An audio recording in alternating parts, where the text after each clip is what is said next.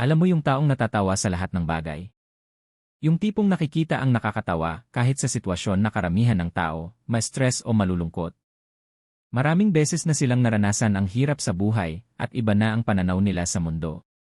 Kapag naranasan mo na ang sariling bagyo, ibang level na ang ulan ng ibang tao. May nag-cut sa kanila sa traffic. Hindi sila galit agad. Iniisip nila, baka stress lang yung driver, may pinagdadaanan o kailangan lang talaga mag-cur. Ang utak nila, iba ang frequency, hindi sira, sanay lang. Sanay sa survival.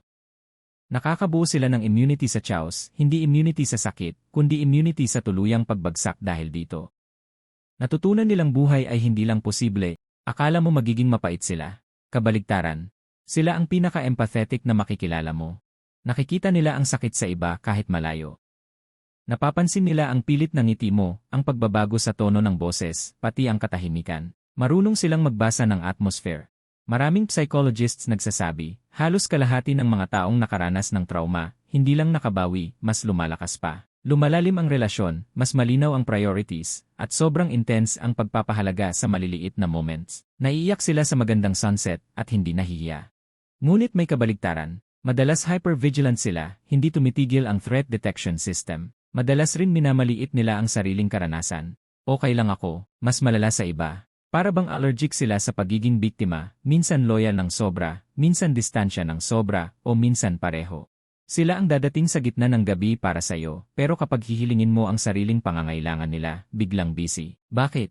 Kasi ang closeness dati ay may kasamang consequence. Ngunit may kamangha-manghang nangyayari, sobrang galing nilang mag-adapt sa pagbabago.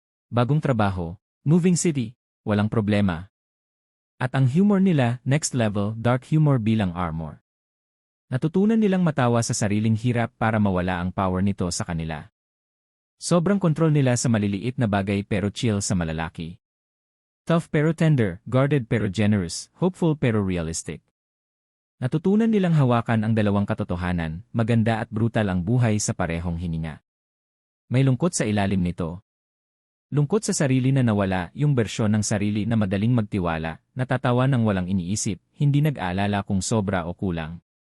Pero hindi ito sumisira sa kanila, hinuhubog nila ang sarili. Mas tahimik, mas mapagmasid, mas intentional. Pinahahalagahan ang kapayapaan at ligtas na tao.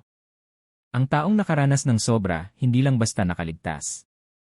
Nagkakaroon sila ng insight, compassion, at nagiging parang lighthouse, hindi dahil magaan ang buhay, kundi dahil natutunan nilang i-navigate ang bagyo na kayang sirain ang iba. Kapag nakakita ka ng taong tila okay sa chaos, mabilis matawa sa sariling sakit, tandaan, karapat-dapat na nila ang wisdom na yon. Bawat joke, bawat boundary, bawat sandali ng depth, naranasan na nila ang sobra. At nandito pa rin sila, sinusubukan pa rin, nakikita pa rin ang dahilan para umasa.